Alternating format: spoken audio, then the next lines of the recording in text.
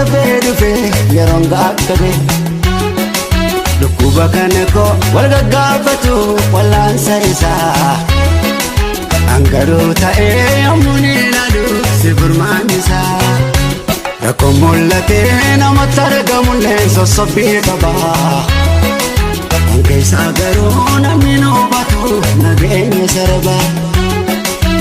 naaf taatee mana barumsaa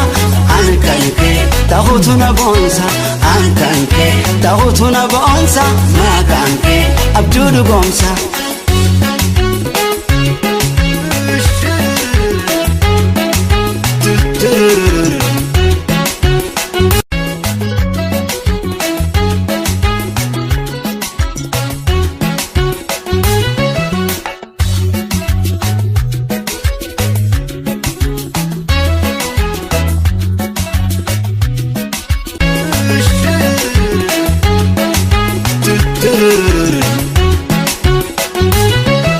Yeroo rakkatee ani dhibbadhu hamilee dhabee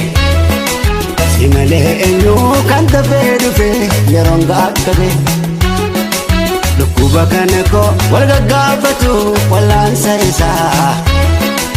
angaruu ta'ee yommuun ilaalu si furmaan isaa